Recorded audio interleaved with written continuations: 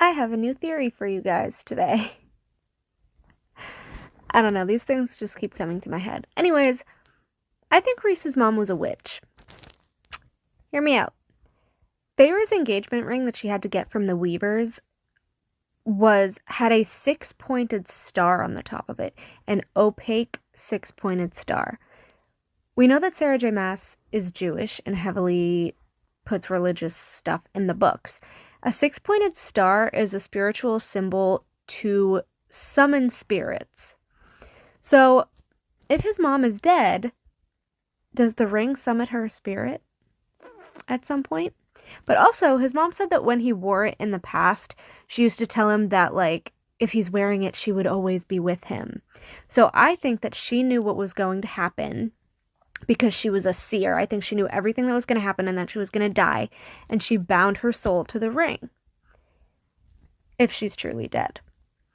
Also, I think Rhys's ability to see Feyre's hands as a human were actually visions and not just a dream or the bond. We know that his mother had at the very least foresaw Feyre because she made her dresses. She was cryptic about how the person who would survive getting the ring from the Weaver would survive the marriage, which means she knew about the Illyrian pregnancy. So yeah, I do definitely think she was some sort of seer and a witch, like Elaine. Which kind of brings me back to ACOTAR. I mean, obviously she knew Feyre was going to be Rhys's mate. But there had to be something that connected her to Feyre, just like something connected Rhys to Feyre. I don't think it was just the bond. I think it was their Fey ancestry, and I think it's going to go back to the Fey warrior whose blood runs through the Archeron bloodline. If you go back to ACOTAR for a minute, it says, it's like when Feyre is mentioning, like, that weird guy.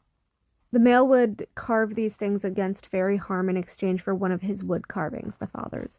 There was so little that my father was ever able to do for us that I hadn't possessed the heart to tell him the engravings were useless and undoubtedly fake. Mortals did not possess magic, didn't possess any of the superior strength and speed of the fairies or high fae. The man, claiming some high fae blood in his ancestry, had just carved the whirls and swirls and runes around the door and windows, muttered a few nonsense words, and ambled on his way. I yanked open the wooden door, the frozen iron handle biting my skin like an asp. Heat and light blinded me as I slipped inside. Feyre, Elaine's soft gasp scraped past my ears, and I blinked back the brightness of the fire to find my second eldest sister before me.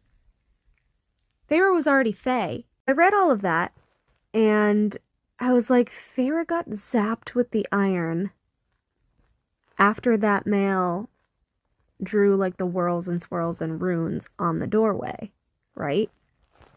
So who actually was that male? I don't think it was Rhys, just because he was too caught up with warming Amarantha's bed and all of that. I'm wondering if... I don't think it would have been Lucien, though, because he seemed like he didn't like her for some reason. But literally any of them could have glamored themselves to look like a human in order to, like, protect this half-fae girl that they knew of in the mortal lands. And it's not connecting in my head right now, but I'm sure that it will at some point in the near future. I just got off of work, so I'm tired, but it had to have been somebody we know, and it had to have been somebody that knew about Feyre. But there's really no other guy that knows much about it than Rhys. I literally finished part 3, and then it kind of sort of snapped in my head right when I said, oh, I'm too tired. Anyways, what I think Rhys knew that by giving Feyre a drop of the High Lord's powers, she would come back alive again. Because as we see, when the High Lords gave Rhys power to resurrect him, it worked. And I forget who it was that explained it. I don't think it was Tamlin. maybe Helion. But someone is like, oh, like it doesn't work that way. And she's like, you better try anyway.